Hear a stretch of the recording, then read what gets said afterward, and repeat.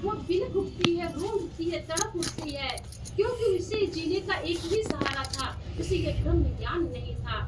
वो मूर्ति के साथ रो रही थी, उसे अपना सारा दुख सुख उसी के साथ अपना हर दुख सुख साझा करती थी। वो मूर्ति भी वो कुएं में डाल दी गई।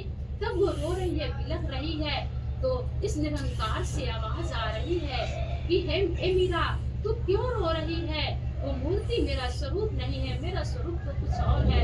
तो मीरा पागलों की भांति जना दो ना फिर मुझे, मुझे जना दो ना फिर, तेरा स्वरूप क्या है मुझे जना दो ना। वो पागलों की भांति इस निरंकार से बात कर रही है।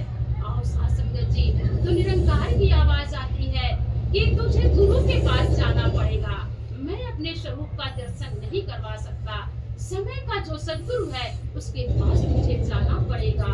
साथ संगत जी, मीरा दौड़ती भागती, बालों पैरों में छाले पड़ गए, नंगे पांव दौड़ती हुई जा रही है।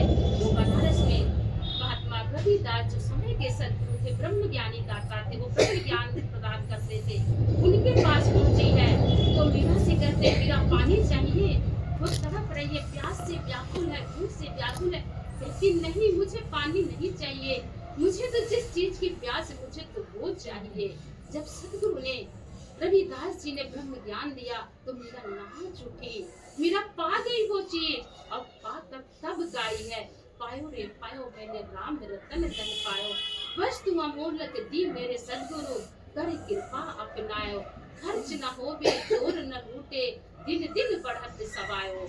जो कोई खर्च नहीं कर सकता है, चोर नहीं ले सकता है, और दिन पर दिन वो बढ़ता ही जाता है, कभी घटता नहीं है।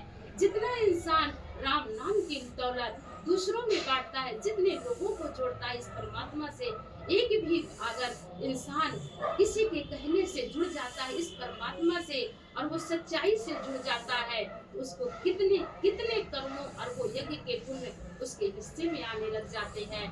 तो आओ सासंग जी, हमारी चाहत क्या है? ये संसार तो मिल ही जाएगा। मीरा के पास अच्छा बताइए क्या कमी थी? माना कि सबरी के पास कमी थी, तो मीरा के पास क्या कमी थी?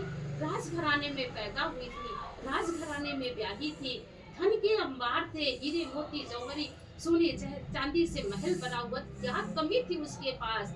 जब उसने गुरु को पाया, सदगुरु को पाया, और ये जब ब्रह्म ज्ञान मिला, तब कहा पायो मैंने राम रतन धन पायो।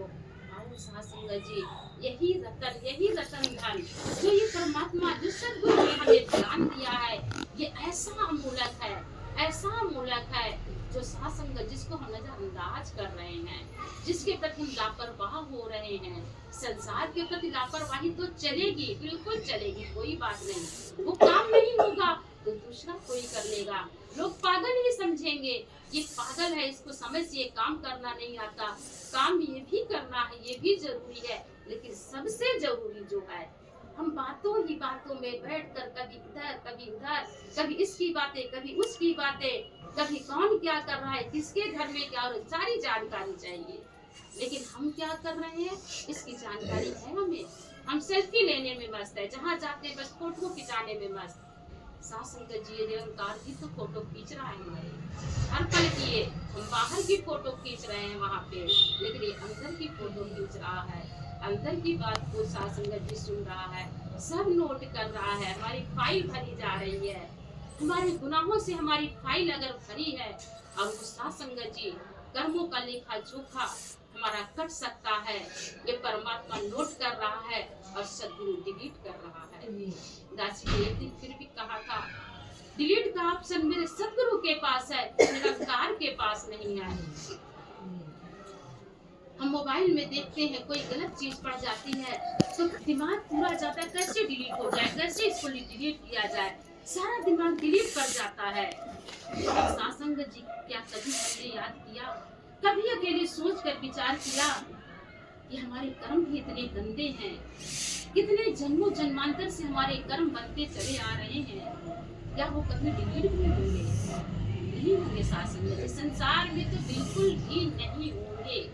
कोई लिख कर देख ले, सारे धर्म ग्रंथों में पढ़ कर देख ले, नहीं डिलीट होगा, बिल्कुल भी नहीं होगा।